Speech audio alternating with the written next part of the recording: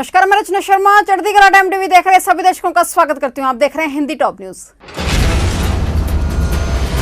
10वें दौर की बातचीत से पहले कृषि मंत्री नरेंद्र सिंह तोमर ने कहा है कि सरकार सभी मुद्दों पर बातचीत को तैयार है, लेकिन किसान कानून हटाने पर अड़े हुए हैं। कृषि मंत्री ने कहा है कि किसान अपनी जिद को छोड़कर आगे बढ़े और कानून रद्द करने की मांग को छोड़कर नए प्रस्ताव को लेकर आए। वहीं कृषि मंत्री ने यह भी कहा कि सुप्रीम कोर्ट के फैसले के बाद जिद का कोई मतलब नहीं रह जाता। कृषि मंत्री नरेंद्र तोमर ने एक बार फिर कहा है कि 19 जनवरी की बैठक में किसान कृषि कानूनों पर बिंदुवार चर्चा करें।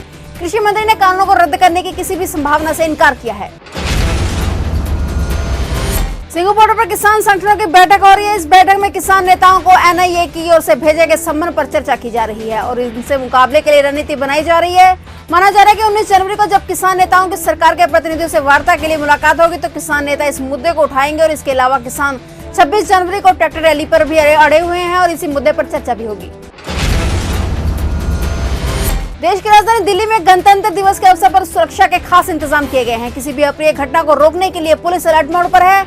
इसको लेकर तमाम दिशा निर्देश भी जारी कर दिए गए हैं। गणतंत्र दिवस के मौके पर अतिरिक्त सतर्कता बरतते हुए पुलिस ने दिल्ली में कई स्थानों पर खालिस्तान समर्थकों के पोस्टर भी चस्पा किए हैं। कभी एनडीए के समर्थक रही श्रोमणी अकाली दल ने भारतीय जनता पार्टी पर निशाना साधा है। पंजाबी एक्टर दीप सिद्धू पर और किसान नेता बलदेव सिंह सिरसा को तलब करने के मामले में श्रोमणी अकाली दल के अध्यक्ष सुखबीर सिंह बादल ने सरकार पर आरोप लगाए हैं। उन्होंने कहा है कि केंद्र सरकार केंद्रीय एजेंसियों के जरिए किसानों को डरा धमका रही है। वहीं उन्होंने दावा किया कि 9वें दौर की बातचीत असफल होने के बाद साफ हो गया कि सरकार किसानों को थका रही है।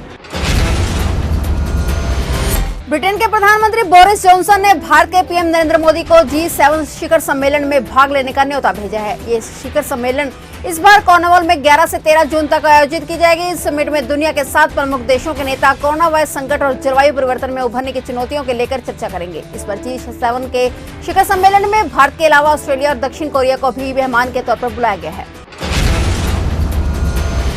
प्रधानमंत्री नरेंद्र मोदी को 100 पूर्व सिविल सेवा अधिकारियों ने खुला पत्र लिखा है। इन पूर्व सिविल सेवा अधिकारियों के समूह ने अपने ओपन लेटर में पीएम केयर्स फंड की पारदर्शिता को लेकर सवाल खड़े किए हैं। उन्होंने कहा कि पब्लिक अकाउंटेबिलिटी के स्तर को बनाए रखने के लिए पीएम केयर्स फंड में पारदर्शिता बेहद जरूरी है। अयोध्या में भव्य राम मंदिर बनने के लिए सहयोग राशि संग्रह को लेकर पूरे देश में हिंदू संगठनों द्वारा जागरूकता पैदा की जा रही है, लेकिन चौंकाने वाली बात जनपद मुरादाबाद में सामने आई है। यहाँ राम मंदिर निर्माण के नाम पर कथित हिंदू संगठनों द्वारा ठगी की जा रही है।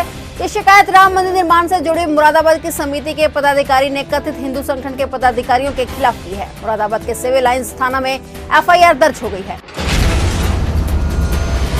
जो बाइडेन के अमेरिका के राष्ट्रपति बनने के लिए तमाम प्रक्रिया पूरी हो गई है और अब बस शपथ का इंतजार है, लेकिन शपथ से पहले ही बाइडेन ने उन कार्यों की सूची तैयार कर ली है जिसे वे शपथ वाले दिन ही पूरा करेंगे। रिपोर्ट के मुताबिक बुधवार को शपथ लेने के बाद बाइडेन करीब 12 अहम फैसले लेने जा रहे हैं। इन फैसलों का असर न सिर्फ अमेरिका बल्कि पूरी दुनिया पर पड़ेगा। अमेरिका में नए राष्ट्रपति जो बाइडेन के शपथ ग्रहण से पहले सोशल मीडिया कंपनी फेसबुक ने पूरे देश में हथियारों से जुड़े सामानों और सुरक्षात्मक उपकरणों को विज्ञापनों पर तत्काल प्रभाव से रोक लगा दी है। यह पाबंदी अमेरिकी राष्ट्रपति जो बाइडेन के 20 जनवरी को शपथ लेने के 2 दिन बाद तक जारी रहेगी। बता दें कि एफबीआई ने शपथ ग्रहण पर फिर से हिंसा की आशंका जताई है।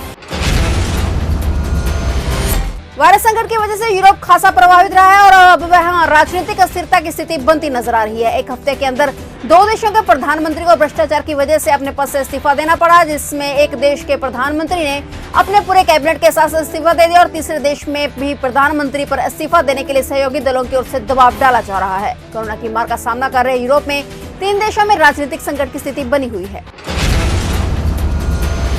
फिलहाल टॉप न्यूज में इतना ही। तब तक के लिए देखते रहिए चढ़ती कला टाइम टीवी और मुझे दीजिए इजाजत। धन्यवाद।